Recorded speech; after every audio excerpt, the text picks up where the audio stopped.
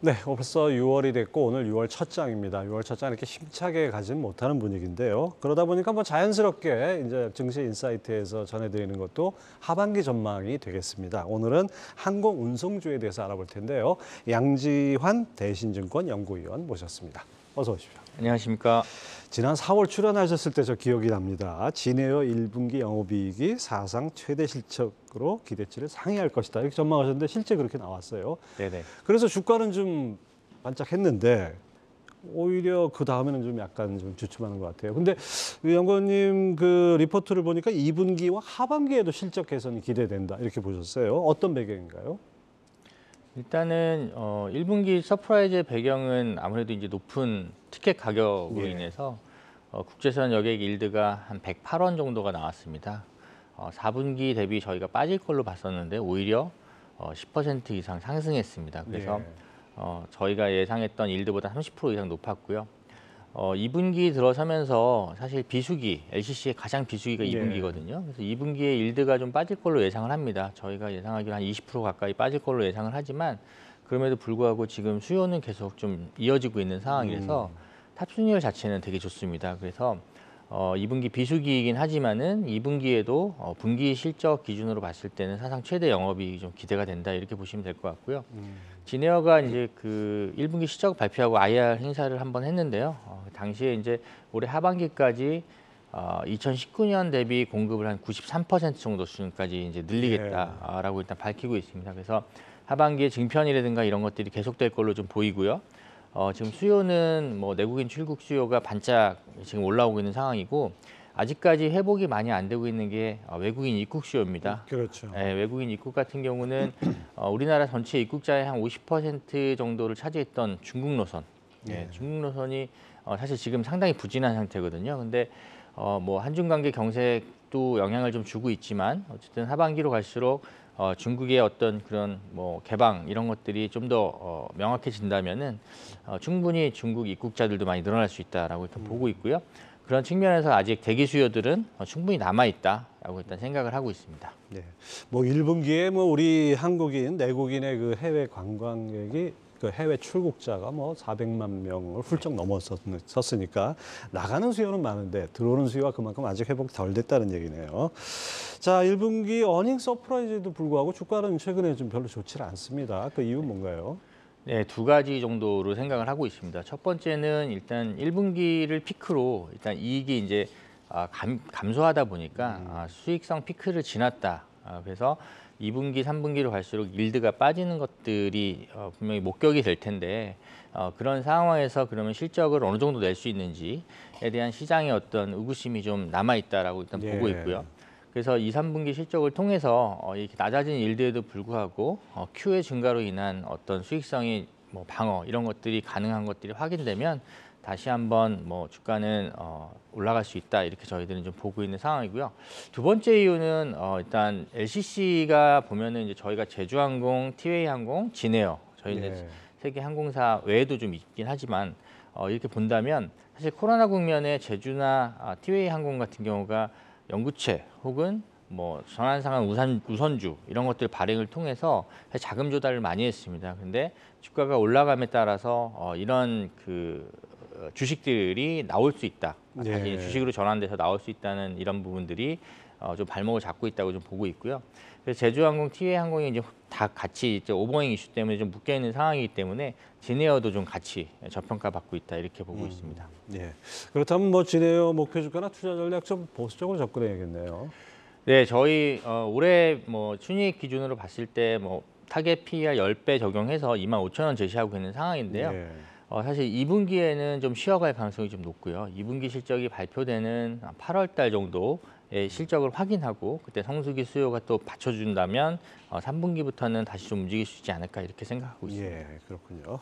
자, 그다음에 대표 항공사죠. 대한항공 1분기 영업이익이 전년 동기 대비 47.4%나 감소를 했어요. 뭐 유류비 등 비용도 늘었지만 화물 매출 부진이 이게 가장 큰 것 같은데요. 관건이 항공 화물이다 이렇게 보셨는데 그 향후 전망은 어떻게 보십니까? 예, 화물은 뭐 코로나 때 뭐 완전히 특수를 누렸던 부문입니다. 그래서 그렇죠. 국제선 여객이 점점 정상화됨에 따라서 여객 여객기 공급이 많이 늘어나고 있고 그래서 그에 따라서 이제 벨리카고 스페이스를 통한 화물 운송량도 늘어나고 있습니다. 그 이야기는 뭐냐면 그 코로나 기간 동안은 화물 전용기를 가진 항공사들이 화물 물량을 거의 그 독점하다시피 했다면 그렇죠. 예. 지금은 이제 여객기를 운항하는 항공사들도 화물 영업에 다 같이 뛰어들고 있는 상황입니다. 그에 따라서 경쟁이 좀 심화되면서 일드가 빠지고 있다 이렇게 예. 보시면 될 것 같고요. 게다가 지금 미국이나 유럽 쪽 선진국들이 소비 경기가 그렇게 좋지는 않습니다. 그래서 물량 기준으로 봤을 때 저희가 월간 데이터 기준으로는 2023년 1월하고 2월 달이 화물 물량이 가장 바닥이었다고 좀 확인을 하고 있는데요. 3, 4월 들어서 조금 올라오고 있긴 하지만 공급 늘어나는 속도를 사실 따라가지 못하고 있다라고 보고 있습니다. 그래서 일드가 이제 어느 정도로 빠지는지가 가장 중요하다고 좀 보고 있고요. 1분기 대한항공 화물 일드가 사실 저희가 예상했던 것보다는 뭐 크게 빠지진 않았습니다만 4분기 대비해서는 상당히 많이 빠졌습니다. 네. 그래서 매출이 상당히 많이 감소했고요. 그거를 여객 쪽에서 완전히 충분히 상쇄해주지 못했다 이렇게 보시면 될 것 같습니다. 그래서 2분기까지도 이런 국면이 좀 이어진다고 좀 보고 있기 때문에 2분기 화물 일드가 어느 정도 바닥을 잡는지를 확인하고 접근하는 게 필요할 것으로 생각하고 있습니다. 이 항공 화물로 가는 거 주로 이제 뭐 반도체라든지 스마트폰 같은 어떤 그런 것들이 많죠. 네, 그렇습니다. 항공 화물은 아무래도 고가의 제품 혹은 소형의 그다음에 그 트렌드에 민감한 제품이 빨리 많이 가야 갑니다. 되고, 네, 뭐 그렇습니다. 안전하게 가야 되는. 네, 그렇습니다. 그렇다 그러면 뭐 우리나라 반도체 경기하고도 또 이 연관이 있겠네요. 이 실적이. 그렇습니다. 네. 예. 자, 그다음에 최근 EU에서 이 대한항공, 아시아나항공의 합병에 대해서 이게 좀 우려를 표명하고 사실상 반대 입장을 보이는 것 같은데 대한항공이 아시아나항공 인수를 실패한다면 수익성 측면에서 부정적인 영향이 좀 우려되는데요. 어떻습니까? 네, 당장은 아니겠지만 아무래도 이제 정상화된 이후를 저희가 생각해 본다면은 아시아나항공을 인수를 하게 되면 아무래도 미국과 유럽 등 장거리 노선에서의 어떤 독점적인 그런 사업 지위를 유지하면서 네. 아무래도 티켓 가격을 높게 유지할 수가 있을 거라고 저희가 예상을 했는데 만약에 아시아나항공 인수가 좀 무산이 된다면 아무래도 경쟁자가 그대로 남아 있기 때문에 그런 수익성 측면에서는 인수했을 것보다는 인수하는 것보다는 좀 낮은 그런 수익성이 좀 예상이 됩니다. 그래서 이에 따른 뭐 우려가 좀 있다라고 일단 좀 보시면 될 것 같습니다. 아니 뭐 합병해서 티켓 가격 높게 유지하는 거는 이제 그 뭐 대한항공 주식을 가지신 분들은 좋지만은 일반 이용자 입장에서는 그게 바로 독점 횡포 아니냐 이렇게 나올 수 있는 거 그런 아니겠어요? 부분들 때문에 이제 미국하고 EU 쪽에서 반대 의견과 가까운 그런 이제 우려를 좀 내보이고 있는 상황이고요. 아무래도 일단 뭐 경쟁사가 있는 것보다는 없는 게 사실 아무래도 운영하는 데 있어서는 훨씬 더 유리한 측면이 있을 거라고 좀 봅니다. 아니 뭐 그 경쟁사가 이제 합병을 해서 국내 국적기는 이제 경쟁사가 없어지지만은 또 해외 항공사도 많이 들어와 있지 않습니까? 그런 점에서는 어떤 경쟁 제한적이다라는 것이 또 한계가 있을 것 같은데요. 근데 이제 그 항공 같은 경우는 아무래도 이제 항공 자유화가 돼 있는 국가들과는 아무런 영향이 없겠지만 그렇지 않다면은 상대방 국가하고 우리나라 네. 예, 이 두 개의 국적 항공사들만이 거의 운항을 할 수 그렇죠. 있거든요. 그래서 예. 그런 부분에서 이제 공급에서 좀 축소될 수 있는 그런 리스크가 좀 있다 이렇게 보는 것 같습니다. 이 대한항공 아시아나의 그 합병 무산 가능성이 제기되니까 한진칼 주가가 급등을 했어요. 그렇게 되면은 산업은행이 한진칼 지분을 보유하고 있을 명분이 없어지는 거 아닙니까? 맞습니다. 어떻게 됩니까, 이건? 일단 아시아나항공 인수를 조건으로 산업은행이 한진칼의 3자배적 유상증자에 참여해서 지금 약 한 11% 정도의 지분을 가지고 있습니다. 네. 한진칼이 뭐 주가가 이제 움직이니까 이제 저희가 이유를 찾는 게 이제 그런 쪽인데요. 네. 사실 조은태 회장 외 특수관계인 지분 그리고 델타항공이 갖고 있는 지분을 합치면 우호 지분이 한 37% 정도 됩니다. 예. 그리고 그 외에 이제 기타 주주로 봤을 때 산업은행이 한 10% 있고 국민연금이 한 5% 정도 가지고 있고요. 그리고 이제 호반건설하고 페노션이 갖고 있는 지분이 한 17% 정도 됩니다. 그래서 만약에 뭐 호반건설이나 페노션 이런 이제 저희가 뭐 연금이나 산업은행을 제외한 이쪽 예. 지분하고 우호 지분하고의 격차는 그래도 한 17% 정도 되거든요. 그래서 이게 뭐 당장 경영권 분쟁으로 갈 가능성은 그렇게 높다고 보진 않습니다만 시장에서는 그래도 이제 가능성 좀 베팅을 하는 게 아닌가라고 일단 생각하고 있습니다. 호반과 페노션은 상당히 좀 약간 뭐 우호적이진 않은 지분이라고 확실히 알 수 있죠. 그 우호적이진 아닐 거라고 생각하고 있습니다. 네. 그렇죠.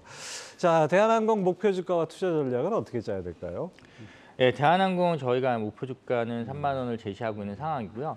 아까 말씀드렸지만 2분기까지는 화물 둔화되는 부분들을 저희가 좀 확인해야 될 필요가 있기 때문에 그리고 EU나 이제 미국 쪽에서의 그 기업 결합 심사에 대한 이제 그 결과가 나오는 7월 말 8월 초까지는 주가가 좀 횡보할 가능성이 있다. 그리고 투자자들도 불확실성이 있는 상태에서는 투자하기보다는 관망하려는 그런 움직임이 많을 거라고 좀 보기 때문에 3분기 초까지는 좀 주가가 좀 횡보할 가능성이 높을 걸로 좀 보고 있습니다. 그래서 그 이후에 좀 투자 판단을 내리시는 것이 적절할 것으로 생각합니다. 뭐 대한항공이나 진에어나 뭐 똑같은 것 같네요. 네네. 그 2분기까지는 좀 지켜봐야 되고 2분기 실적이 나오는 8월 정도 가서 뭔가 방향성이 보이는 그런 상황이라고 생각이 됩니다. 해운주 한번 살펴볼까요? 이 페노션이 1분기 영업이익이 추정치를 상회하고 시황 악화에도 뛰어난 수익성을 보여줬다 이렇게 보셨는데 이 배경이 뭔가요? 예, 1분기 BDI 평균이 1011포인트였습니다. 사실 1011포인트 정도 수준이라면 페노션이 가지고 있는 오픈 사선 그리고 이제 30척 정도의 1년 이상의 장기용선 같은 경우는 원가 이하에서 지금 네. 운임이 형성될 수밖에 없는 상황이기 때문에 그럼 어느 정도 돼야 원가 이상이 되는 겁니까? 뭐 회사의 뭐 비밀 사항이기 때문에 뭐 저희가 뭐 정확하게 알 수는 없지만 저희들이 사선의 원가는 한 1,100포인트 정도로 보고 있고요. 1100포인트. 용선의 원가는 사실 알 수가 없습니다. 계속 바뀌기 때문에. 네. 근데 이제 뭐 1,900대에서 2,000 초반 정도 수준으로 저희가 예상을 하고 있는데요. 어쨌든 1분기 때 이제 워낙 비대가 낮았기 때문에 사실 건화물 부문에서 상당히 좀 손실이 있었을 수도 있다라고 그냥 생각을 했습니다. 사선 쪽에서. 예. 근데 그럼에도 불구하고 사실 건화물 사업 부문의 영업이익이 저희가 예상한 것을 훨씬 상회하는 수치를 기록을 했고요. 그 이유는 제가 봤을 때는 아무래도 워낙 이제 경험이 많은 업황 노하우를 가지고 있기 때문에 예. 비수기 진입하기 전에 4분기에 일부 좀 그 미리 선박에 대한 그 계약을 마무리한 것들도 있고 그다음에 스팟 영업을 활성화시켜서 사선에서 깨지는 부분들을 스팟 영업을 통해서 어느 정도 상쇄해준 그런 효과가 나타난 것이 아닌가 이렇게 좀 보고 있습니다. 자, 발틱 올림지수 BDI 이게 참 널뛰고 있습니다. 2월 중순까지 뭐 한 500대 초반까지 급락했다가 5월 중순에는 1,500까지 갔어요. 근데 또 지금은 또 1,000 밑으로 다시 내려왔다고요? 5월 둘째 주 이후로 이제 상당히 좀 안 좋아졌고요. 시황이 사실 1,600포인트 저희들 2분기 2,000 넘어갈 걸로 봤었는데 네. 사실 생각보다 상당히 많이 약한 상황입니다. 그리고 어제 이제 1,000이 다시 깨지는 그런 상황입니다. 지금 뭐 이유를 찾아본다면은 지금 나오고 있는 얘기들은 유럽 쪽의 석탄 수입량이 상당히 급감을 한 것으로 좀 보이고 그래서 5월 중순 이후부터 이제 대형선 그러니까 케이프하고 파나막스 쪽 대형선 시황이 상당히 안 좋아진 걸로 지금 나타나고 있습니다. 아무래도 유럽 경기 둔화가 영향이 있는 것으로 좀 저희들이 보고 있고 그 다른 이유로는 또 중국이 코로나 확산되고 있는 부분들 그런 것들도 영향을 좀 미쳤다고 좀 보고 있습니다. 그래서 성수기에도 불구하고 일단 BDI가 생각보다 좀 약한 상태로 지금 다시 진입을 했기 때문에 다시 8월 말 정도 수준까지는 시황이 좀 큰 반등 없이 좀 저점을 다지는 그런 구간이 좀 나타날 것으로 좀 보고 있습니다. 그래서 당초 중국이 리오프닝하면서 많이 올라갈 줄 알았는데 그렇지 못한 게 맞습니다. 결정적이네요. 저 그림 좀 설명해 주시죠. 네. BDI와 페노션 영업이익 변화 추이 전망인데요. 네.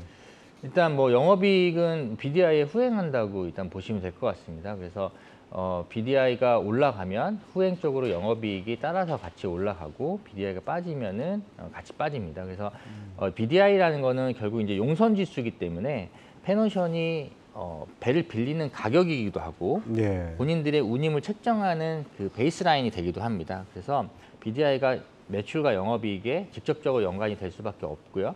한 뭐 1개분기 정도 후행해서 나타난다고 좀 보시면 될 것 같습니다. 네, 아주 뭐 확실하게 선행 지표가 되네요, BDI가. 자, 페노션 목표 주가와 투자 전략은 어떻게 짜야 될까요?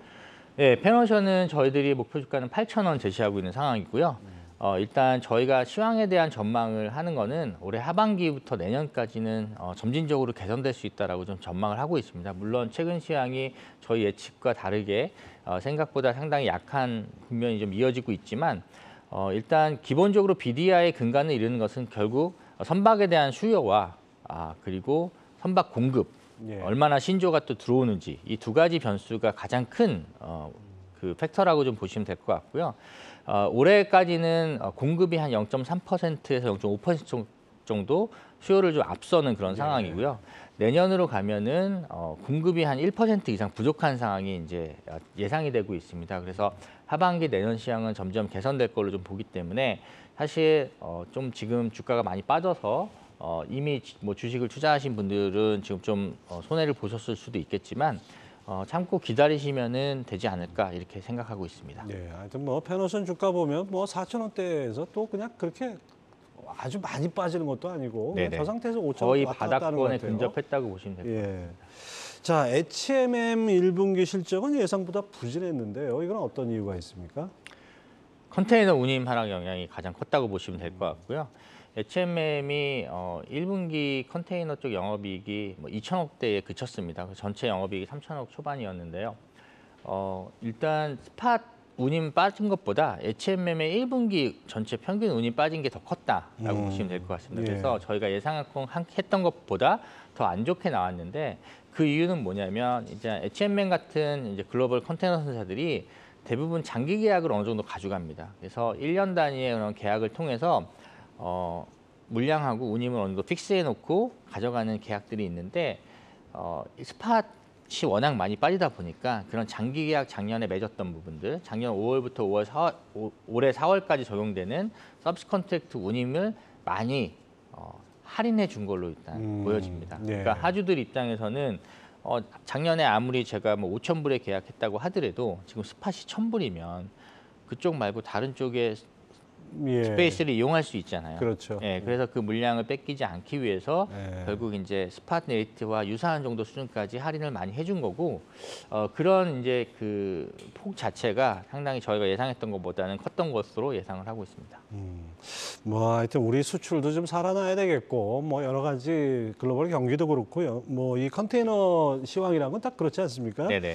반면에 이 벌크 사업 부분은 1분기에 비중은 크지 않은데 네. 영업이익이 743억. 이거는 어떤 이유인가요? 벌크 사업 부문이 뭐 700억 이상 나온 거는 일단 첫 번째 요인은 탱커 시황이 좋았다는 부분입니다.